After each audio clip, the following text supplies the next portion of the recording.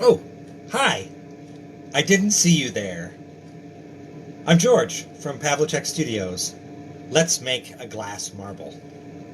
So, I'm going to make a monster eye today, or not a monster eye, a dragon eye. And the difference is that they have a, rather than a reflective gold or silver surface behind a floating dot iris, this will be an iris that's made of enamel powder painting. Very fun.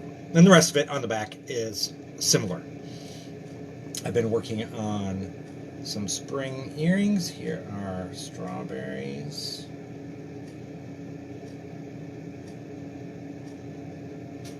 And bees too for June. I'm going to be going back to that after we're done with the marble today, because I'm behind.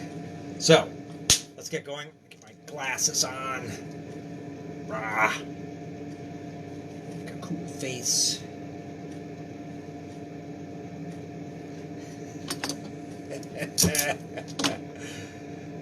Of course, flames.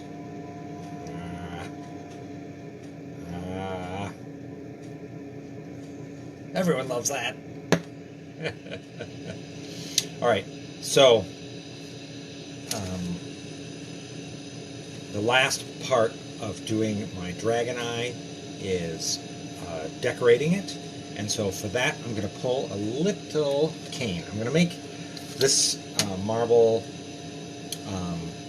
green iris, so green and yellow enamel powder. The bulk of the marble is going to be brown, and I've got some browns there. You know, the two browns I have are slightly different shades. Let me see if I've got. There we go. I want to do a gather with two rods, and so I want them to be the same color.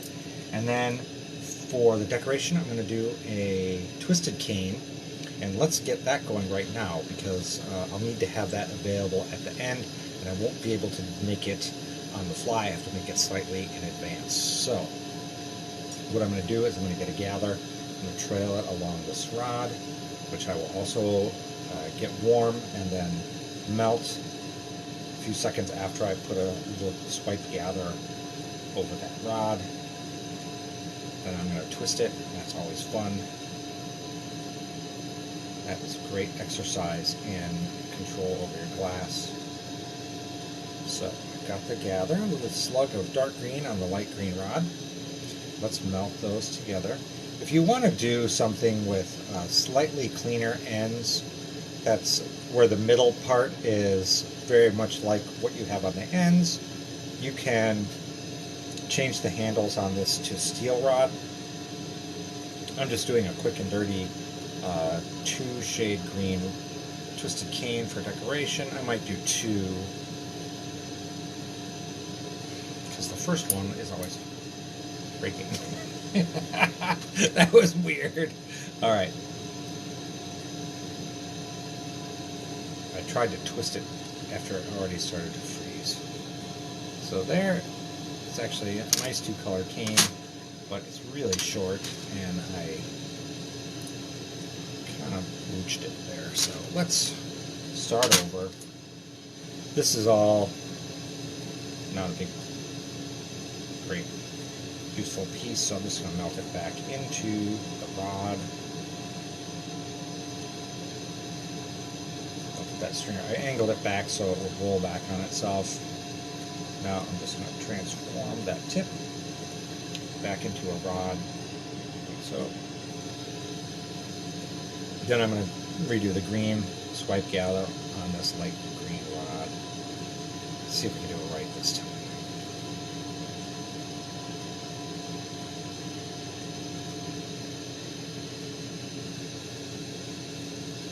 Alright, so we have about this slug of dark green on the light green. Let's get it hot. And I think I tried to go too fast. I need to let the heat equalize in the glass.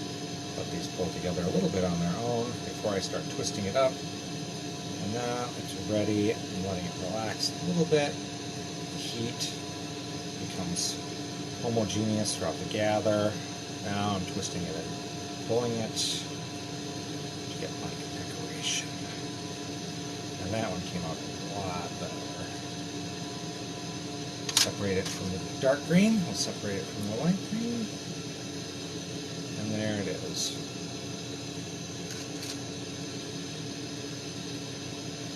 And now I'm just going to clean off the end of my rod so it's perfect light green again. Do the same with the dark green. See how it's kind of mixed up there at the end. I don't know what I'm going to use this rod for next time. Two shades of green in one. I'm just going to put aside. And that's going to become just a mixed up green that I'll pull back into a thread that I'll use for decoration on another project. Those strawberries, I'm recycling a lot of all my weird little green ends. I'm twisting those all up into a new shade of green, adding a little bit of darker green to get to the main shade that I want, pulling it into threads, and just using that for all the leaves, because the leaves on those strawberries that I showed you really use up a lot of green. And so that's a great way to keep things moving on your bench and use up all of your color in a nice way. All right, so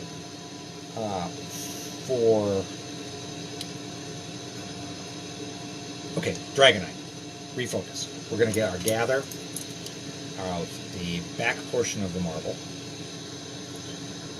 So we're going to gather half of the marble. We'll shape it into a hemisphere. Then we'll switch our handles off and make a flat spot. From there, we'll add some clear glass, and it could be any color glass. We're going to do some enamel powder painting over the top. And the painting for the iris is going to be on the crude side because it's just the iris. The iris will encompass the whole background of the eye itself as framed by the eyelid. And the fact that the enamel has a soft look is going to give us the kind of detail that we want. We'll have the main color. We'll do a light pickup of a contrasting color. Then we'll add the iris, and we'll pull the iris into a slit. Does anyone know what a slitted iris is called?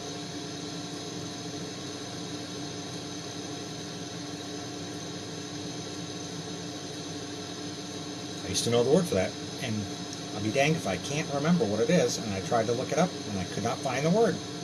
So maybe I made up the word, or someone changed it. It's fallen into antiquity. I need to look up in a zoology eye taxonomy descriptor word list. Alright, so my gather of brown's getting close to the right size.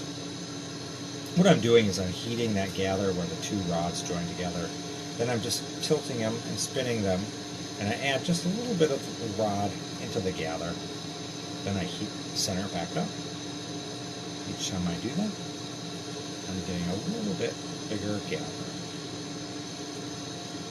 It's a great, quick way to get a gather from rods.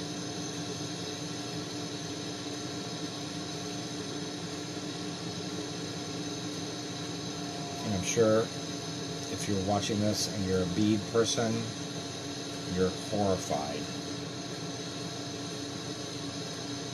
Well, relax. This is fun.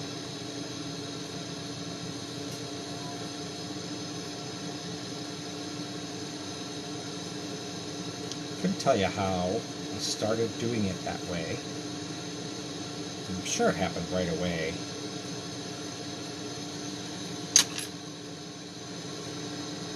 When I was first interested in making marbles, the only other person I knew doing it was a glass blower, and he wasn't even finishing the marbles on his glass blowing equipment or torch. He was making them like paperweights and then grinding the back. So I was like, oh, look at these marbles. And I was like, wow, how much do you want for some of those? Kaleidoscope. And I was like, what? I was horrified because he was doing cold working, so of course he had to charge a lot for them. All right, so I've turned that gather into a hemisphere.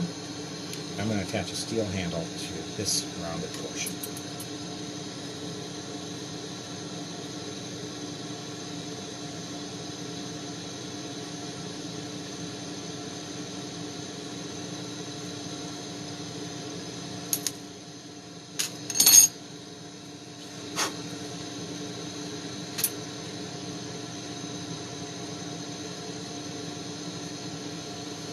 Anyway, there were some people making glass, but pre-internet, you know, we really didn't talk to each other, couldn't email each other, so we saw each other at these shows. We didn't have our gear with us, and people were on the secretive side. They weren't about to tell you how they did stuff. So you wouldn't steal their ideas or whatever. Which I understand. You work hard on a concept or a project. You don't want someone just to come along and,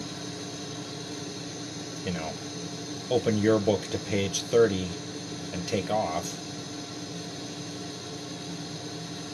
Because you did that discovery work. But that discovery process helps you over and over again. People who are going to skip the discovery process will miss more. And won't be able to come up with a lot of the same stuff you do if you are doing discovery type work. When I say that, I mean trying stuff, having it not work out, looking at why it didn't work out, seeing if you can take advantage of those things, you know, the physics of why it didn't work out. Come back to that later when you've mastered other skills and see if you can get it to work a different way. Discovery. It's like the best way to make up new, interesting designs and ideas. This large clear rod that I'm using, grouchy. You can hear it popping in the background.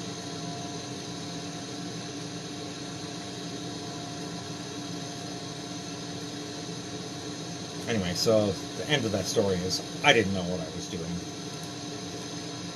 Trying to make marbles over a torch, but a torch was all I had access to, so a lot of small marbles, they were ugly.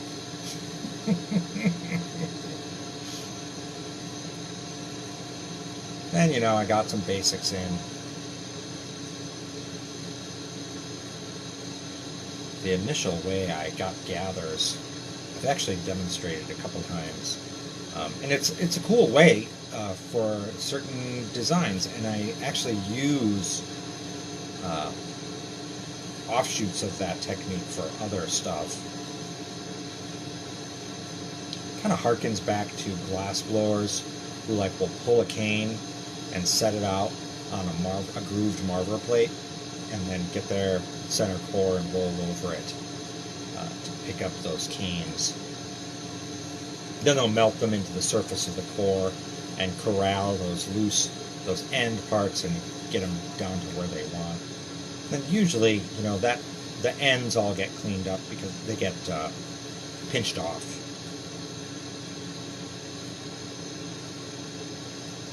And so for when you're starting with a lot smaller glass, you do pinch those off. I'd like drag them off individually because you can't just pinch off giant blobs of your marble because there won't be any marble left. So I've got a gather of clear on there.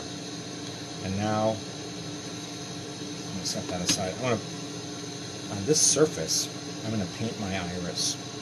So the first thing I'm going to do is flatten it, pick up my base color, which is going to be green. So there it is. It looks red hot, but that's a nice layer of green enamel over there. Now I want to get a smaller disc of the complementary color in there. So I'm going to shape this more into a hemisphere shape again by just pressing it lightly into a marble mold. You see I'm getting a little curve on there. I would have liked to have got a little more curve on there, but yap, and it got cold.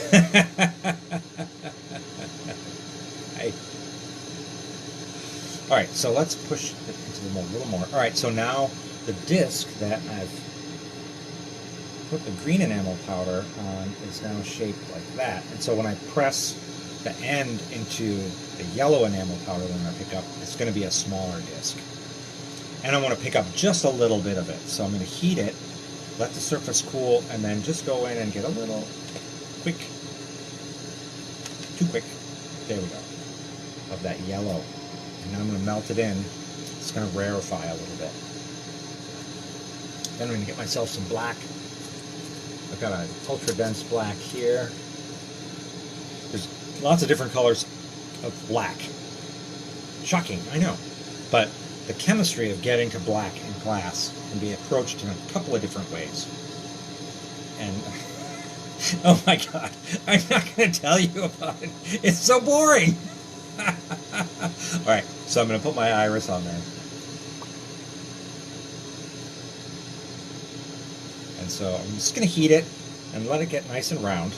I'm going to tap it down a little bit, make it bigger. Okay. I'm going to heat it. I'm going to hook in with my dental pick. Well, it's not a dental pick, is it? It's an eyeball pick. I'm going to hook in there with my eyeball pick. Drag that pupil down, a little pointy on one end, and then flip it 180 and drag it down a little bit more. So I'm going to brace on the end of my torch. Grab that little, oops, it's too cold, I couldn't grab. And then do it to the other side, where I still have some heat in there, and bam-o! I got a nice solidified pointy iris. Let's get it bigger. Now I'm going to cover it with clear. Get my large clear rod going again. I'm re-flashing it. I hate doing this, but you know, that's what you have to do. It's like, I'll be talking about something, demonstrating something, even like in stained glass, and all of a sudden I'm shaking my glass cup. You're like, what the hell is he doing? Having a seizure. It's fine. Everything is under control. Look into my eye.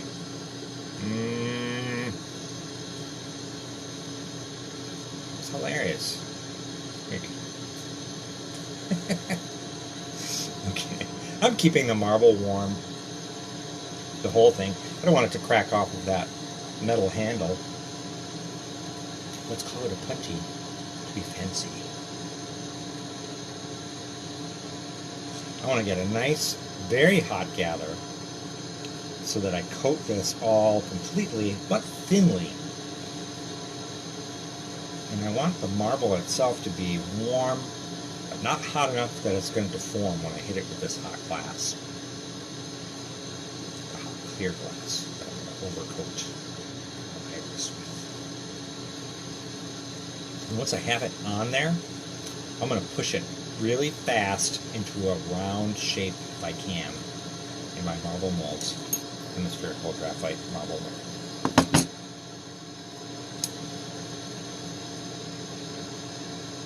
Let's do it. Got some hot glass here, just a little bit hotter. Really want it to go on like honey.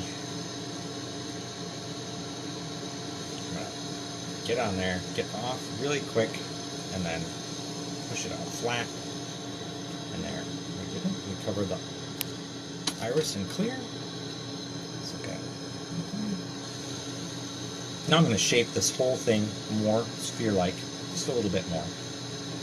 Then I'm going to come back with my brown that I got my initial gather for, and I'm going to pencil in with some swipe gathers, brown eyelids. Then I'll be ready to decorate with the green.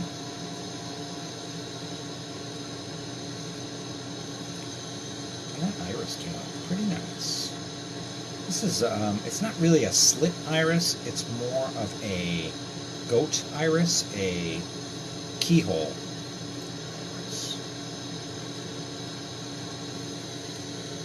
which is nice. I can get the slits to come out a little better if I do another 2 steps to the shaping. And I sort of like the goat eye. And the other way is not as monstery, more cat-like, more dragon-like. Yes, I should.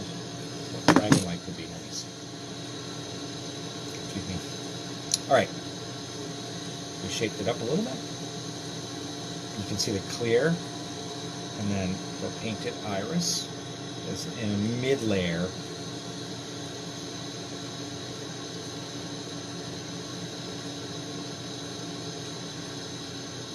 So the clear doesn't really even need to be there.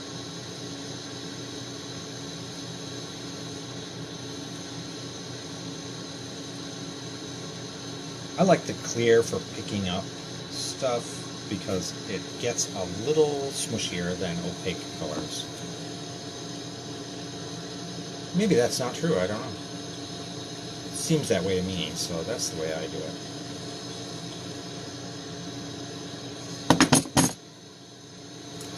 Alright, back to our brown.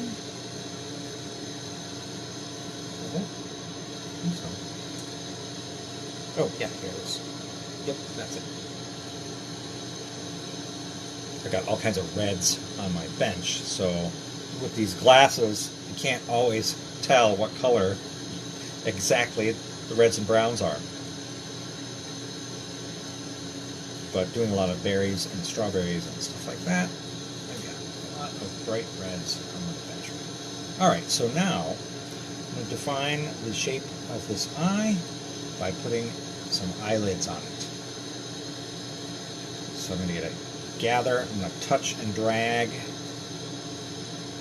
the shape of the eyelid. So touched there, and dragged that gather, and then detached it there. Kind of hard to see. And then I'm going to do the same on the other side, and then I will backfill.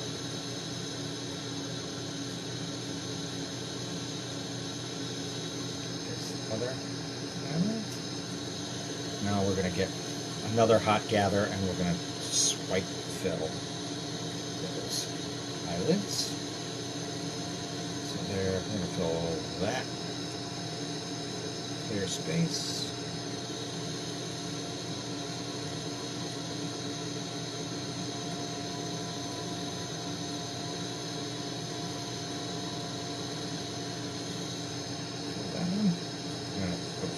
This one next.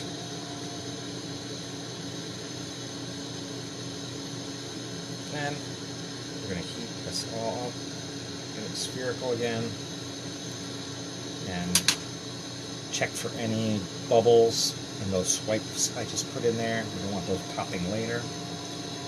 I see there's one little spot that didn't get covered. I'll cover that. A little hot.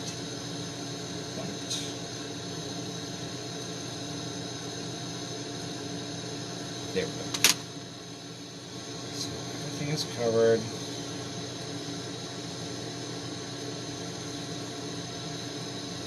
Now we're going to heat it up. I'm going to run it through the graphite mold and get it pretty spherical, and then start doing my decoration.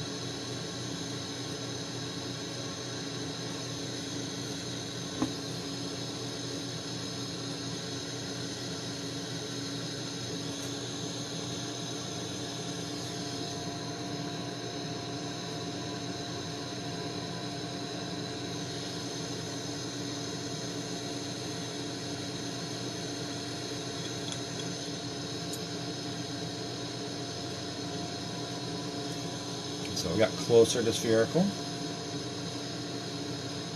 I'm going to go one more time and see if we can improve the shape a little bit more.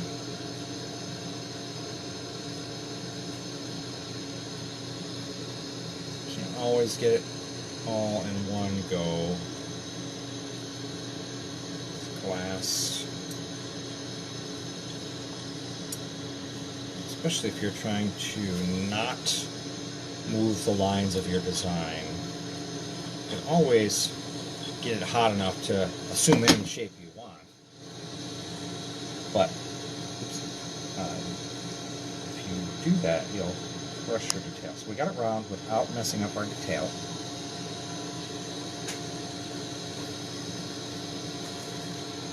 And now we're ready to start decorating.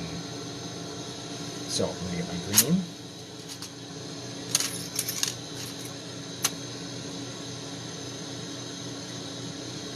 The first thing I'm going to do is put in the line around the eyelid. This flame's a little bit too high.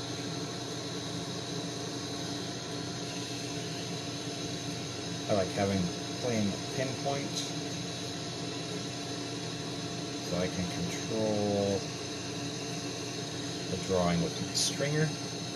So I've defined the shape of the eye, and I've taken the line of the corner of the eye back to the axis. Here, part of my design. You could stop right at the corners and do whatever design you want. I want to tie the design from the front to the back, like an optic nerve kind of thing. Now I'm just going to do some of my swirly little vine-looking decorations.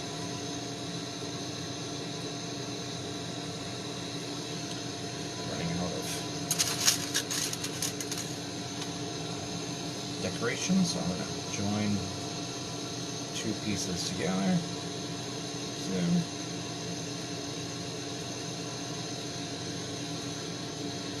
let's heat up the whole marble while that joint is cooling.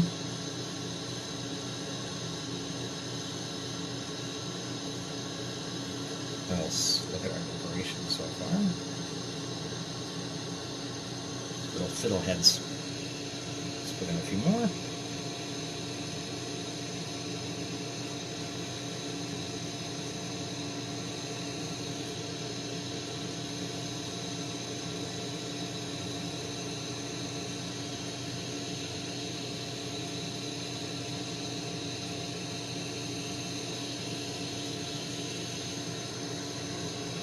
Now let's heat the marble back up.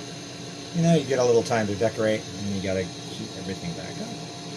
Added some more little fiddleheads, so I'm going to add some dots and decorations in between.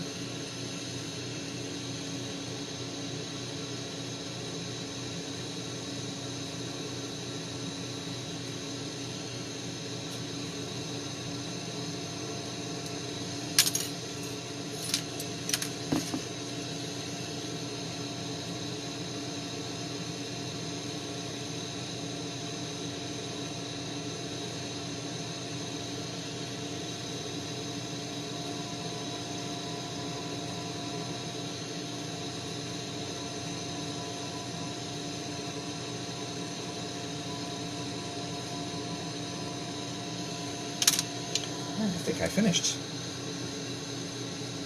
Lucky there. Just running out of my decoration marks. So let's see. I can see the flower looking designs. Now we're going to heat this all up and get this free end spherical as possible.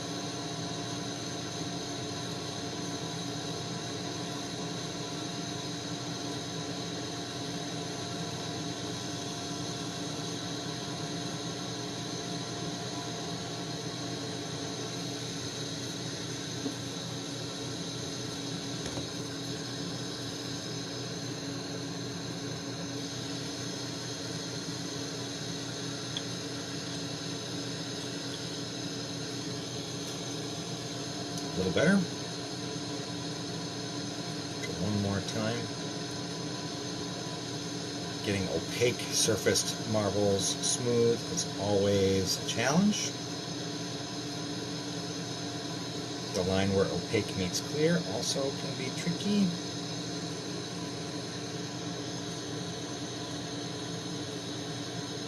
So let's give it an extra pass. I think we got it pretty smooth.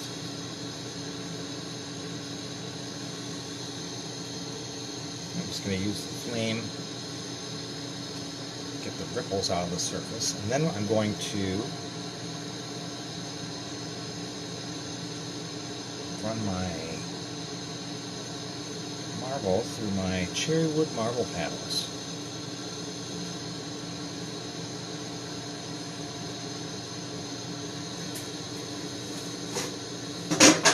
Those are just basically a cherrywood board that has holes drilled in it that I keep constantly wet in water.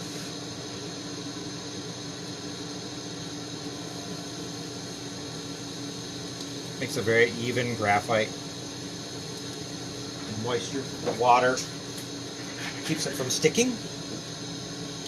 Some people say it rides on a layer of steam. Might be dodgy physics there.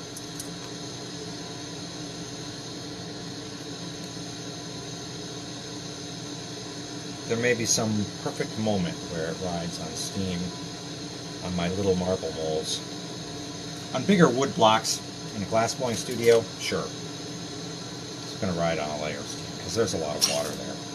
On those little marble molds, maybe just for like a second or two. If you ever see me use those close up, that is a great reason why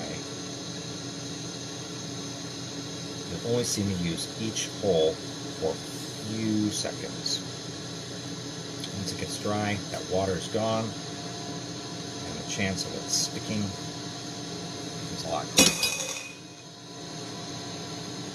Alright, I've detached my metal handle, and you can see this is obviously done. It's totally round now, right? I'm going to round the other half, but I'm also going to clean up that little spiral where all of those lines meet. I'm going to pinch it off to a fine point where they all meet. I'm going to use barber scissors, which are my glass blowing jacks for this small scale. So I want to get that area hot enough to pinch it until it becomes just a little tiny attachment point. And as I'm pinching it, I'm going to give it a little bit of spin until it becomes just a little ball on the end. And chill it and pop it off. And there they all meet at a point. Now let's smooth it out.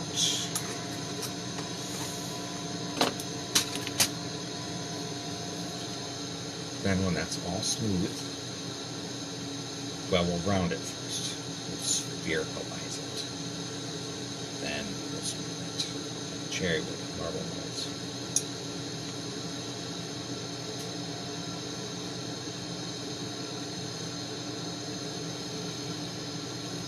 Alright. Nice and hot. Let's see if we can improve that spherical shape. Didn't quite get all of it, so we're going to heat it one more time. Little oblong yet.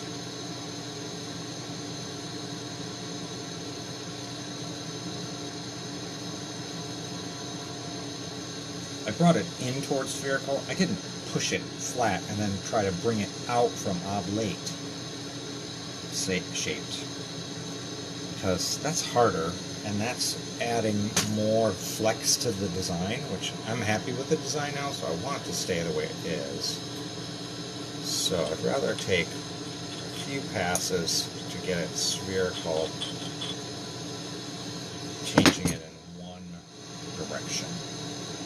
So we've got it pretty spherical now. Now I'm going to heat it, let surface tension, rotation, gravity help me smooth it out. I'm watching the reflection from the bulbs above me to to see how much ripple I have in the surface. You can see that the reflection jumping around a little bit, so there's still some in there.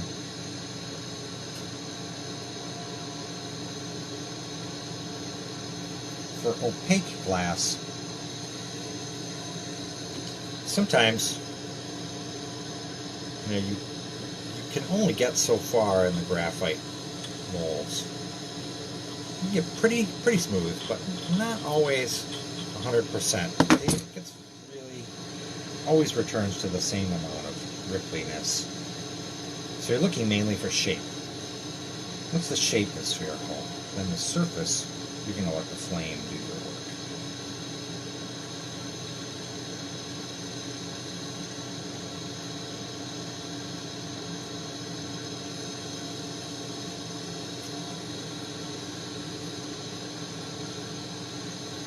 I'm going to try to get a lot of the marble heated up here, going into surface tension.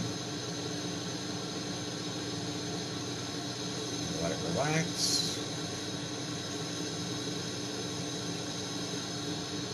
Do it again. Then I'm going to go to that cherrywood.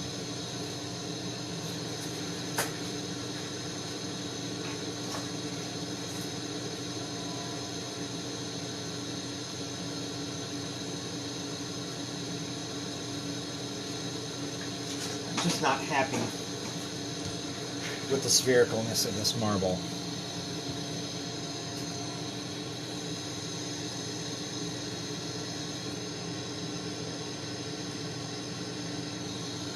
I can see the front bulging out, so I'm going to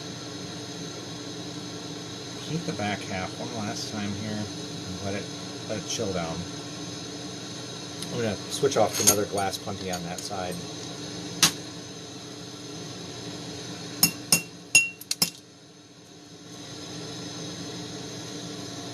And I want to shape this side that's attached one more time.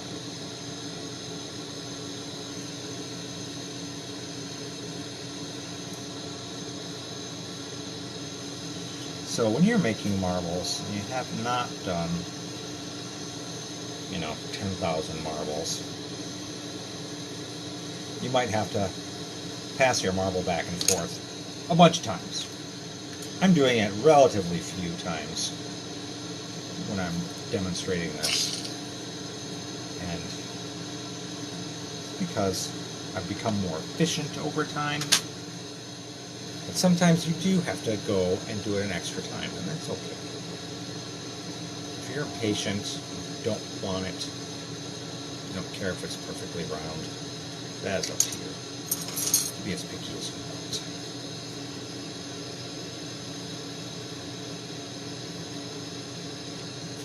And I've seen people who are super picky about their marble finish, and I've also seen people who are pretty cavalier about how it is. And I have to say, I have wavered over the years as to what I will accept, especially on like little opaque marbles. A lot of times I'm like, that's as good as it's going to get. For a small marble, I could invest another 15 minutes in it, but I'm still going to melt that down in 3 years after no one's bought it anyway.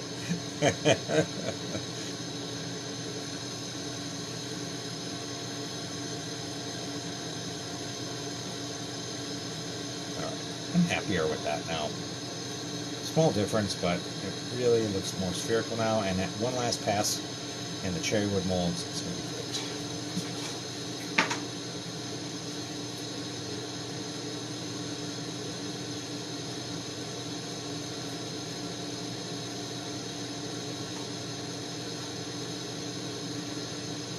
Yeah, so I use 4 different holes in there, each for like 2 seconds on that cherrywood. I'm going to chill that last attachment point, tap it off, and tap it off over in a fireproof tile, compressed fiber frax board. I never know what to call this shit. Fiber board. Not very descriptive. So I tapped off, I chilled the little connection point, I tapped it off, picking up my torch. I'm just melting that last little nub so it pulls into the surface.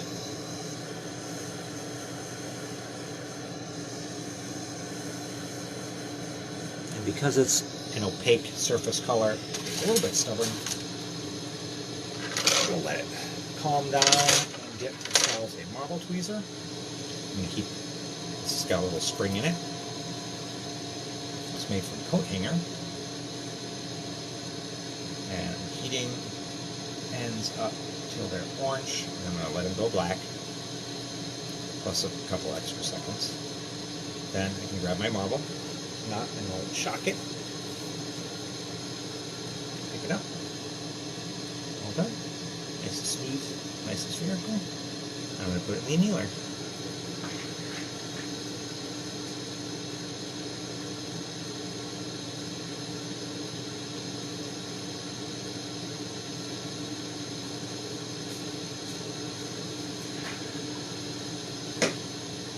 Putting away my cherrywood molds. I don't like them to get dusty or dry, so they have to be immersed in water all the time. Then I cover it up so dust doesn't get in there and other stuff. They can get, the water can get moldy or slimy or anything like that, so if I keep it covered, then I don't have to change the water as often. Probably change it every couple of weeks. I have some cherrywood marble paddles that I've had in coolers, sealed up, ready to use and break in for like 20 years or more. Just dozens and dozens and dozens of them. And twice a year I check them. They look fine. I change the water, and the chlorine in the tap water seems to do the job of keeping the bacteria and the mold down. So, let's see, I had a question about any issues with the marble tweezers spalling, or is the marble hard enough? So, the idea is that the temperature of this is close enough to the glass when you get it, so you heat it up till it's orange. And then it won't crack or spall the marble. These, and the metal on these, I just make sure to quench. And then I examine them every once in a while to make sure that I'm not getting like weird oxidation or pitting on them or anything that might come off on the surface of the marble. And the fact that you quench them and then take them out immediately and let them dry, they don't oxidize. But I do inspect all my tools from time to time, especially if I haven't used them in a while, because that always sucks when you are getting back into something and all of your tools are leaving marks and garbage on your glass. It's pretty frustrating, and it's happened to me so many times. So I'm always like, oh, I wonder if a lot of times you'll see people, like when they're about ready to make a marble, they'll always like rub their finger in all their molds before they use them, and they're getting dust up because if there's like wood dust or something in there, it's going to cause devitrification on the surface of the glass. Okay, all set with that demo. It's in the bag. I'll see you guys next time, and I'll post pictures of that marble sometime this week. All right. Have a great night.